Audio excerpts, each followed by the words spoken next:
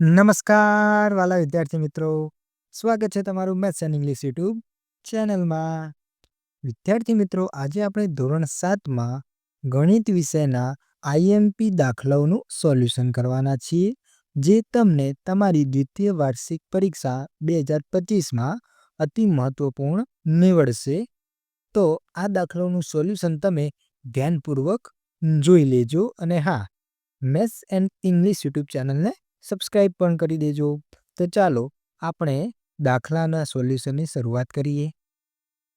એક મતદાન ક્ષેત્રમાં 15,000 મતદાર છે, જેમાં 60% એ મતદાન કર્યું નથી. તો મતદાન કરનારની ટકાવારી શોધો. કેટલા મતદારોએ મતદાન નથી કર્યું?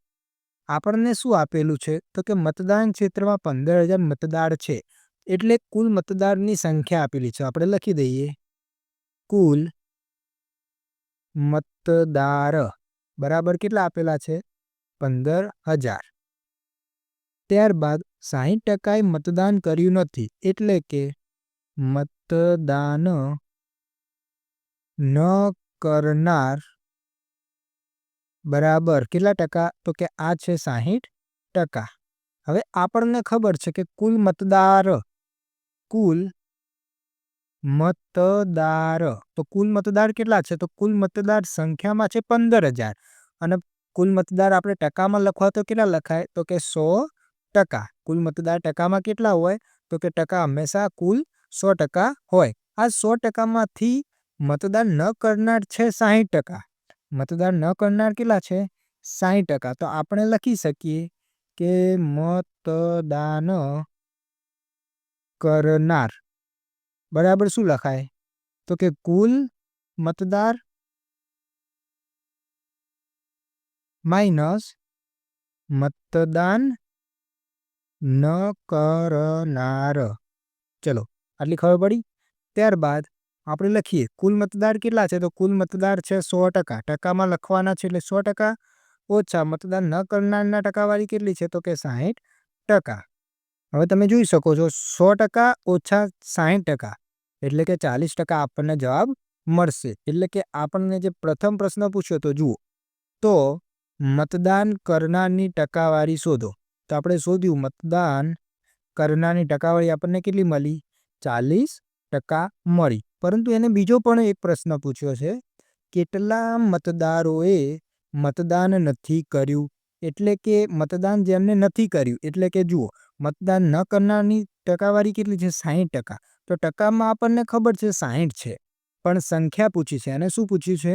કેટલા, એટલે કે સંખ્યામાં પૂછી. તો આપણે શું કરવાનું છે? તો કે મતદાન ન કરનાર છે એની સંખ્યા ગોતવાની છે. હવે મને તમે જણાવશો કે આ 60% છે, તો આ 60% કોના હોય? તો કે ટકા હંમેશા કુલ સંખ્યાના હોય. તો કુલ સંખ્યા છે 15,000. તો આપણે એવું કહી શકીએ કે 60% છે, પણ કોના છે? તો કે 15,000. લખી શકાય કે મતદાન ન કરનાર બરાબર 15,000ના 60%. કેટલા? 15,000ના 60%. હવે આનું થોડુંક સાદુરૂપ આપી દઈએ. 15,000 એમના એમ ના છે, તો નાની જગ્યાએ લખશું ગુણાકાર. 60 એમના એમ લખશું અને ટકા એટલે ભાગાકારમાં આવી જશે 100. હવે જોઈ લો 0 0 કટ 0 0 કટ. 15 છક 90. 15 છક 90 અને 1 2 શૂન્ય વધી દે તો પાછળ લગાવી દેવાની 2 શૂન્ય. એટલે કેટલા વ્યક્તિ આવ્યા? તો કે 9,000 વ્યક્તિ. 9,000 વ્યક્તિ કોણ છે? તો કે જેમને મતદાન કર્યું નથી. ટકામાં આપણને ખબર હતી, ટકામાં 60% છે, પણ સંખ્યામાં કેટલા આવ્યા? સંખ્યામાં આવ્યા 9,000.